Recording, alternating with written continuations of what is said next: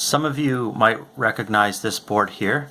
Back in summer of 2018, I did my own 8-bit computer. It's based on the 6502, which is a 8-bit processor. And for the graphics, it was a TMS 9918. So now I'm going to start a new project. I want to go essentially 8-bit to 16 bits.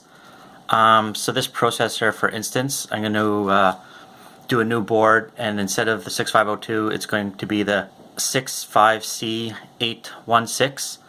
And then the graphics chip, I'm going to upgrade to the V9958. In support of this new project, the 16-bit computer, I ordered some old chips from the US, some oldies but goodies, and let's open this up, see what it is.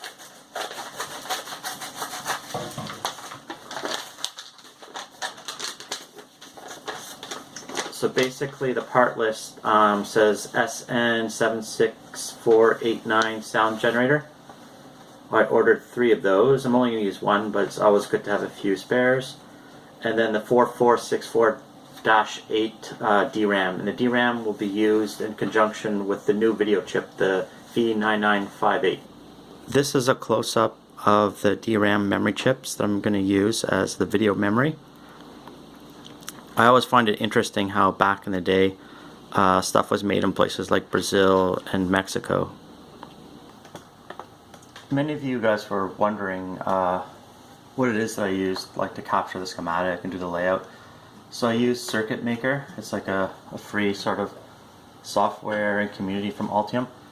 And if you want to look at my design, it's under the project name 65C816_SBC.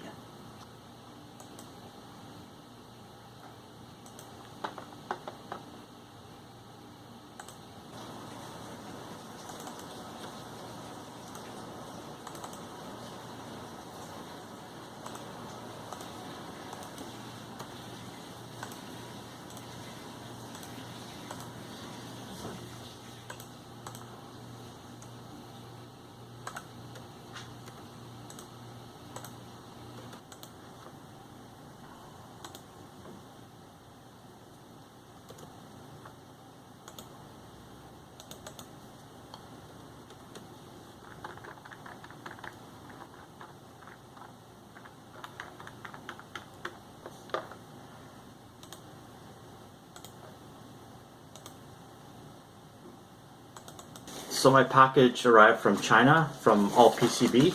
This is the PCBs I've been waiting for. So we'll open this up.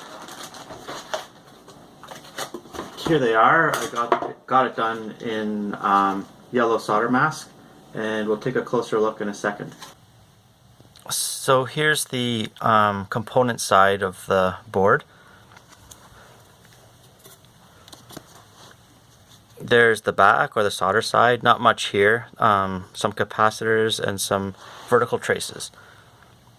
So I started some of the assembly. I'm doing some of the surface mount caps right now.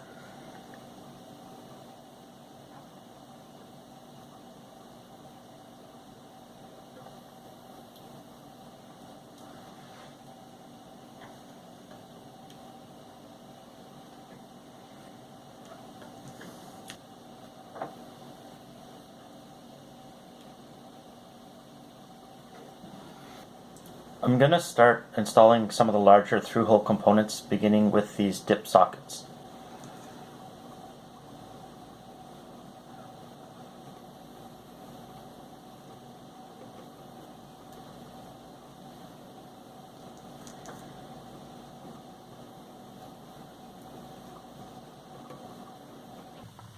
So I finally finished the board, finished soldering everything, and I've put all the dips into the sockets, and now I'll tell you about each of the components, at least the main ones. So this guy over here is the processor, the 65C816. It's the same processor that's used in the Super Nintendo. So over here is ROM, 32K ROM. And then I have 32K RAM, but I'm only using 24K of it. This guy over here is probably the only modern component on it. It's like a 64 macrocell CPLD, and I'm using that to do the address decode for certain things. Over here, that's the SN76489 sound chip. It's the same sound chip that's used on the ColecoVision and the Sega Master System. And then this guy over here is the V9958. It's the video chip. It's used with 128K of DRAM. So anyway, what I'm most sort of eager to test now is the video chip. So anyway, looks like the video chip is working. This is like a little basic demonstration of that. This is one of the tile modes, but the chip itself is pretty versatile. There's actually some bitmap modes, including a true color bitmap mode where you can use 256 colors, and I'm kind of eager to try that out. So anyway, here is the bitmap mode.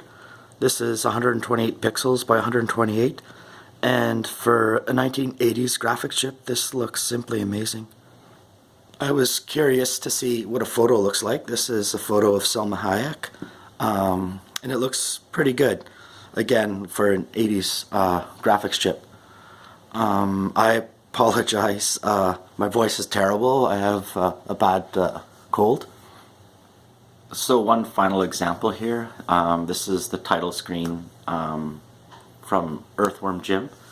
Looks pretty good. I noticed that the hue is a little bit more green than a thing, but all in all, this was like pretty surprising, like just how well these bitmaps worked. So in terms of the project, I'm happy with the way this board turned out.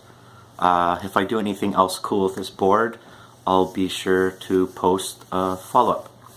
Thank you for watching.